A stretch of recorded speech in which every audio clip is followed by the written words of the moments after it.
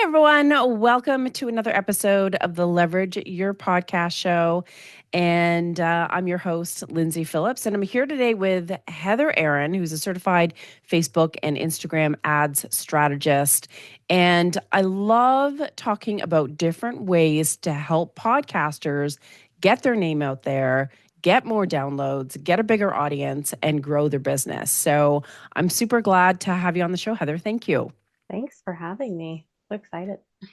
Yeah. So, how I first found you was on LinkedIn, my favorite platform, naturally.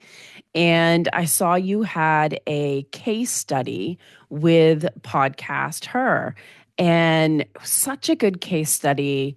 And I just had to have you on to just talk about being able to use Facebook ads for podcasters, but also touch upon that. So I'm going to backtrack a little and ask you why podcasters should consider ads to grow their audience.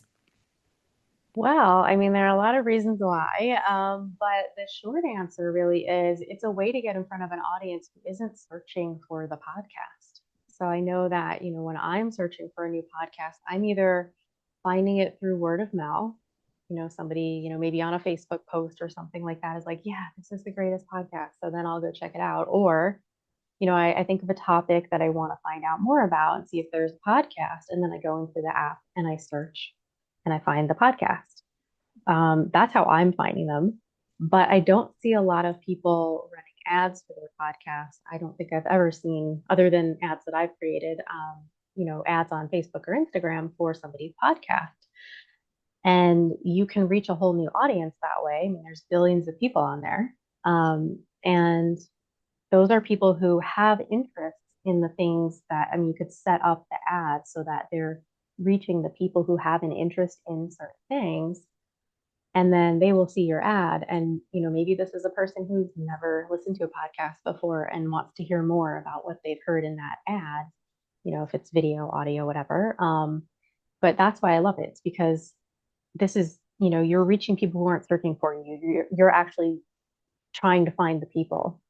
So you're coming at it from a different way.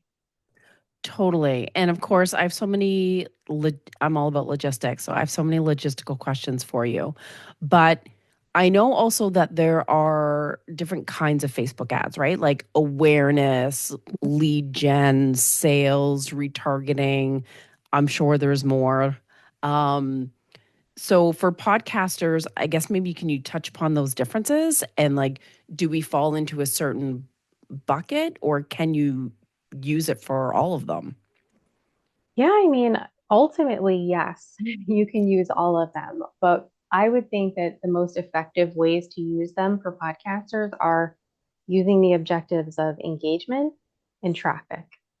So, engagement, I love the engagement objective for this because you will start growing an audience. So, two different ways of thinking about audiences, right? So, you're going to get an audience to your podcast. So, you'll have the podcast audience, people listening to you, but also audiences on Facebook. So, you can start building up what are called custom audiences. Right. So, those are the ones that come into the retargeting and retargeting is like my favorite thing when it comes to Facebook ads because it's so powerful. People who've engaged with your engagement ads, you can then target them with other ads for other things. And, depending how intricate you want to make it and make that strategy, it can get really, really very powerful because you're going to, target people who are like maybe brand new, but very, very warm leads. So you can do a lot with that and they're very inexpensive ads. Oh, that's good These, to know. yeah, these are like some of the least expensive ads that you can run. Hmm. And then traffic ads. So, you want to get people actually over to the website. Hopefully, you have your podcast up on a website, Right. right? And then I always recommend, you know, directing people to your website and then even if you send them somewhere else from there, so you could Right. have if on YouTube, you could have the YouTube video on there, and then you can have the links to, Apple, Spotify, etc. But you want to get that data. Yeah. So send them to your website. Have a pixel on your website, Yeah. the meta pixel. It's not 100%, but you're still getting that data. And then as you're collecting that, you can then create that or create a custom audience of that. And I like to stack my warm audiences. So then, your retargeting audience becomes even more powerful, more, just a nice big warm audience that you can, just offer whatever it is that you have, whether it's free or paid. So you could Oh, start doing a right. I see what you're whole, saying. yeah, yeah. So like So if you you're have a getting their lead magnet. attention and then you're following up Mhm. with leads, like your lead magnets, a webinar, whatever you've got coming up, so that Mhm. you're layering your approach and you're warming them up and then you're bringing them into your funnel. Is that the idea? Yeah, yeah. I mean, so as you are, getting your engagement ads in front of new people, so it's a good way to reach a cold audience at a low cost. Um, they're getting warmed up, and then you create the custom audience of, the people who have seen those ads, or engaged with you, engaged with your Instagram account, Facebook page, and that's where your ads are related to. So, then you could say, well, maybe you have a lead magnet. You want to start growing your email list. Mhm. And then, you will get probably more qualified leads That's true. instead of just, putting that lead magnet out to a cold audience who doesn't know you. And they might sign up and they might be a good lead or might not be a good lead. But at least if you've, run these engagement ads first and have people engaging, that they are more inclined to, know, like, and trust you at that point. Would that bring the cost down then a little bit for those the lead magnet ads? Yeah, as a matter of fact, I have a case study that I did that showed, even this was for webinar registrations and everything, but over time, running these engagement ads, like over 4 months, every month the cost came down. Sweet. So yeah, just on the warm audience, we reduced the cost by like 64% over Oh, 4 months. wow. Yeah, so it's really, really an amazing strategy to use. It's so inexpensive, and I'm just like, I can't believe more people aren't using it. I know, right? But I mean, I think from my perspective, it feels like people are automatically, oh my God, Facebook ads, it's going to cost too much, it's going to take too long, and they just don't have the wherewithal to even wrap their heads around it. Yes, you're not wrong there. That's the thing that I hear from most people. They either say, it's too complicated, it's too scary. I get into Ads Manager and there's too much going on. I don't want to touch anything. I'm afraid I'll break it, or I'll Yeah, accidentally spend money, or, like, they're very against Meta, wanting to make money, which I totally right. get. But unfortunately, that's what we're living in right now. That's the I world we're know. living in. If you want to get visibility on Meta anywhere, you kind of have to pay to play a little bit. Yep, yep. And people are creating all this content, spending all this time, putting it out organically, and barely getting, anybody I know. It's liking or brutal. seeing it. 100%. It's Yeah. so brutal. So, what do you need to have in place or before you do Facebook ads? And like, how do you know when it's right, when it's a good time to start? I mean, that can depend, but specifically talking about podcasters. So if somebody's brand new to podcasting, I mean, I would say at least have several episodes ready to listen to, because you want to Yeah, get people there. And then what if they like you and then they want to binge your content? Definitely have, a bunch of episodes to listen to. But once you have that, I mean, you could start as little, or with as little as $1 a day. Mm, It could be a very, very, it would have to be a very simple yeah. campaign for engagement. And then you can kind of add and layer in different things as you go. But yeah, I mean, for podcasting, and getting visibility on your podcast, it can be very easy. Sweet. Hmm. You have to have a Facebook page, correct? And then Yeah. have like be verified or Yeah. uh, So you have to have um, a Facebook set up on a business Facebook ad page. account Yeah. and all that stuff. Yeah. So you need business manager. That's Right. kind of the hub. And everything kind of, gets connected within the back end. But yeah, so you definitely need the page. Your Instagram account, you can, log in on the back end there, and then, an ad account. So once you have those things set up, and like I said, Pixel, as long as you have a website, you should have your Pixel on there, whether you're planning to run ads or not, 100%. because you want it to be accumulating that data over time, so that when you do start running ads, you have the benefit of that data. But yeah, I mean, it's there's not a whole lot to set up actually. That's good. And Yeah. I'm sure you guide people through every step of the way and Mhm. how to get that set up. Now, the difference between Facebook and Instagram, I mean, I've heard that Instagram ads aren't as good. And then some people say with Reels, it's actually easier to get traffic. Or is one better than another, or are they both kind of like equally working just as well?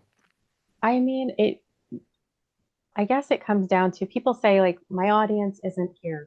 They're not there. Like, Mm, I don't have an audience on Facebook. Well, maybe not organically, but your people are definitely there. yeah. So when we're talking about Facebook versus Instagram, it's really just placements and where ads are actually going to show up. And you can kind of give that control to Meta and just have them, they'll the back end, the AI algorithm, however you want Mm, to say it, it has tons of data. So it's going to figure it out, goes through a learning phase, and then figures out, based on your objective, where am I going to find the people, your objective and your targeting, where am I going to find the best people to actually perform the action that you're hoping for? So, I like to do Facebook and Instagram placements, and you'll see them pop up in lots of different places. As for the type of ads, yeah, real ads do well, story ads do well, but it really depends, and you kind of have to test. Everything with yeah. ads is testing. Some people actually do better with static images. Oh, So really? yeah, yeah, and carousels are doing really great right Yeah. now. So yeah, like it's kind of like it sort of mirrors what happens organically sometimes. So right now on Instagram, reels and carousels are the big thing. So yeah, Yeah. so that's why I think we're seeing it work really well with ads. So that was my next question. So, as a podcaster, what do you use for creating the ads? Like, do you create images? Do you like pull a little snippet out of the episode? Do you use the trailer to like peak interest? Yes, all of those All of the things. above. Yeah, and actually, the three things that you just mentioned there are three different types of ads that you can create. So you can, test each of those things and see what works really well, and then, kind of go from there. I personally just I would like to see or hear, a snippet.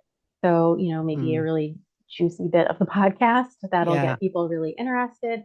And then, whether it's a video or you can do it as an audio, but it would run as a video Yeah. when it shows up in the ad. Um, as long as it's like compelling and gets people to want to take the next step. So yeah, just keep trying, keep testing, and you'll find what works.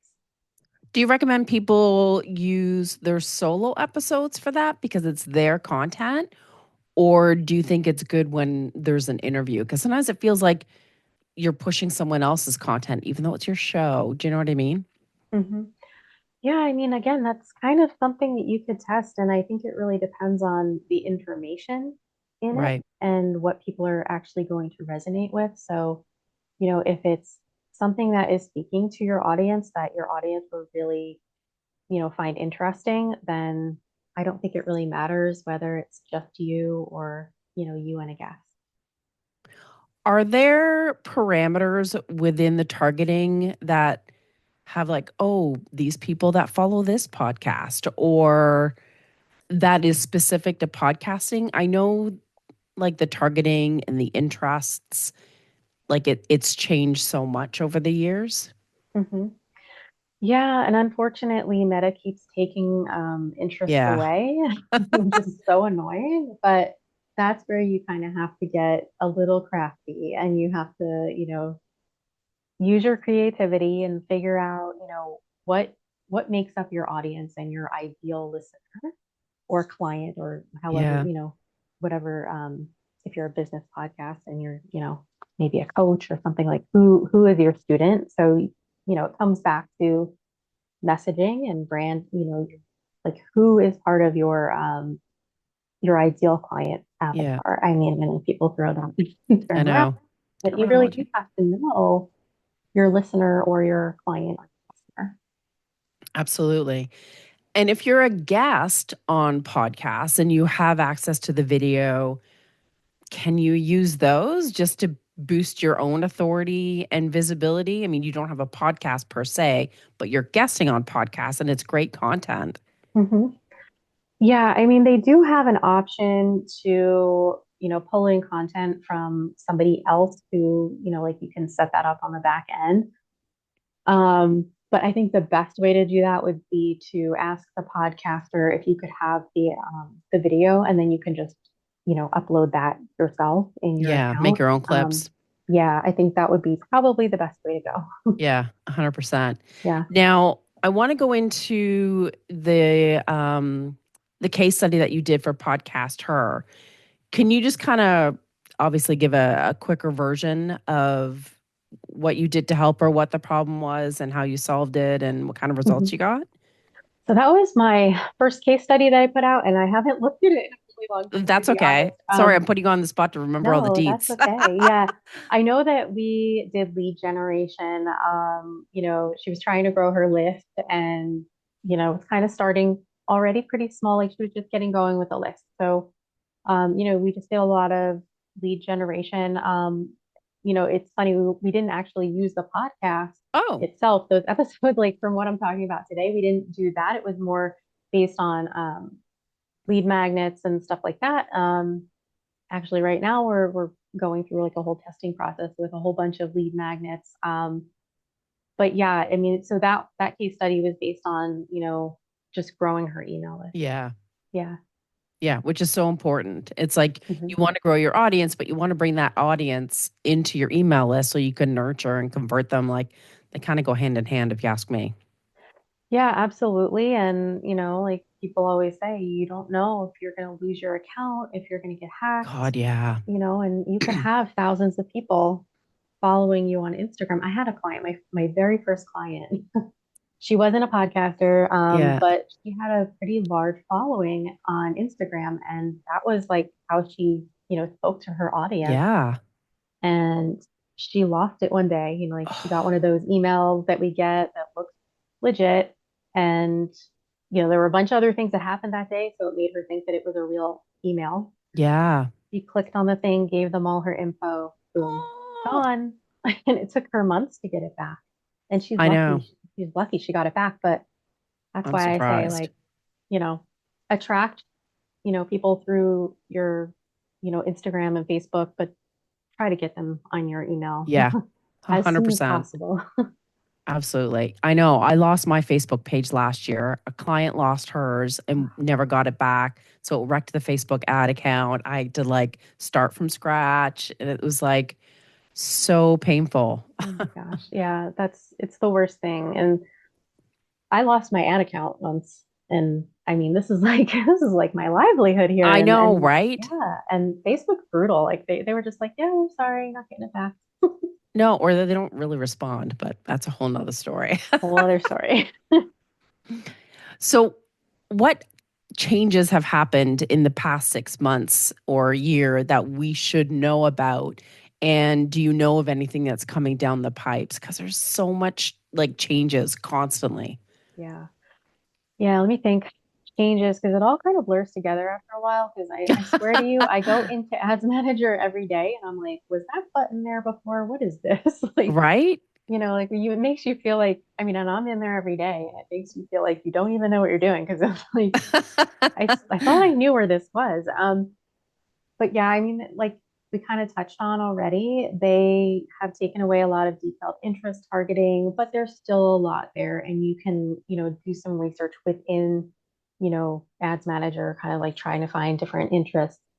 They really want to keep things broad. The targeting, they kind of want to take over.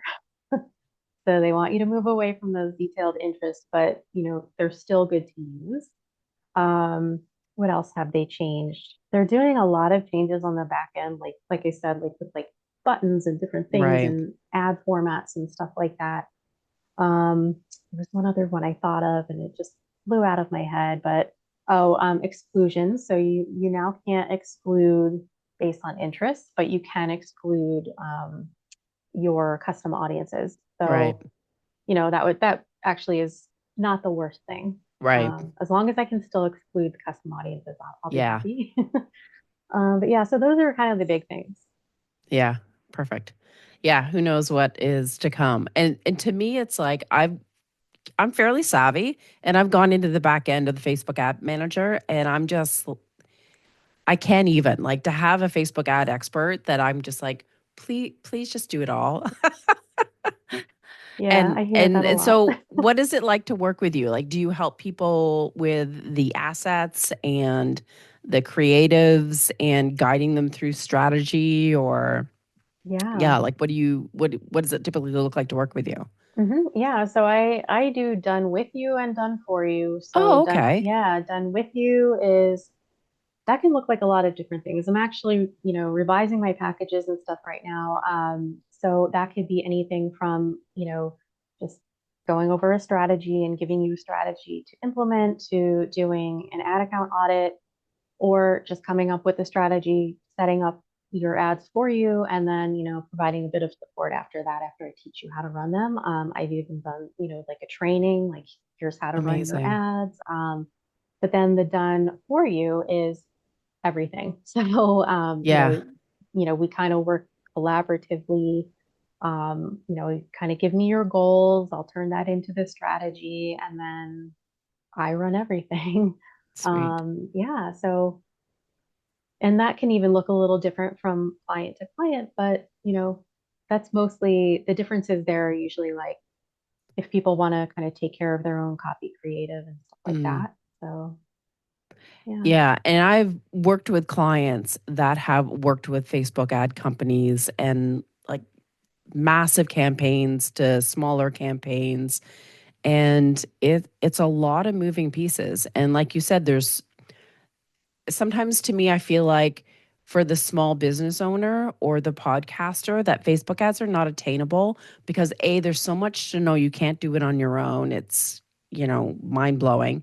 Or sometimes even working with a Facebook ad company, it feels like, oh, I automatically need $5,000 a month to put down plus the spend and it just feels completely out of reach. So the fact that you have different levels of support and doing with you and the agency to have as little or as much as you need. I think that's amazing. I don't see that a lot.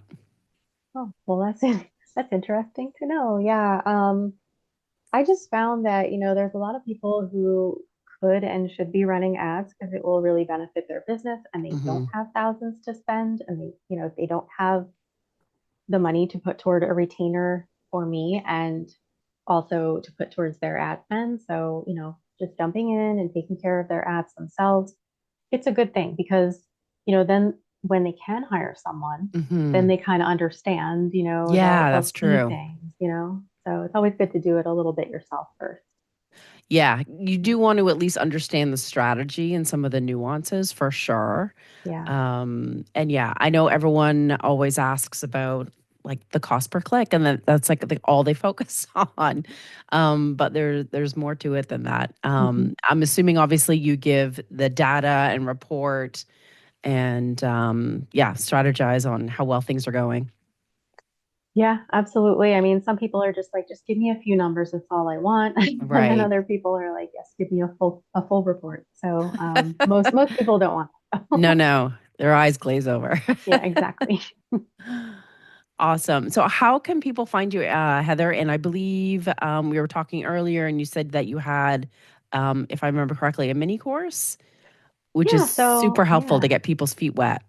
Yeah, definitely. So I heard a lot about people going like, oh, I just boosted a post and it didn't work and I don't really recommend boosting. So I created a mini Oh, course called The Better Boost. So I in it I show you actually how to set up the engagement campaigns that we've been talking about mm, because it's kind of similar to a boost, but you're getting, it's just far more effective to do things in Ads Manager. You get the Gotcha. reporting, you get better data. There's just a lot more available to you in terms of targeting and all of that. So I created this mini course, but I only priced it at $9. I figured for your audience, I would give it to them free for a limited Thanks. time. So through the end of January, if you put the code leverage into the Perfect. checkout, it will be free. And you can find that at heatheraaron.com/better hyphen boost. So I will give you the link and Yeah, everything. yeah. Perfect. Yeah. Yeah. Thank you so much for sharing that with me today and the listeners. And yeah, I just want people to know that there's resources and people that can help with Facebook ads to get more reach, that it's not completely, out of reach for them to do to help support their business and their growth. So yeah, appreciate all that you do. Thank you so much. And thanks for having me. You bet. All right, folks, that is another great episode this week. And I will see you next week on the Leverage Your Podcast Show.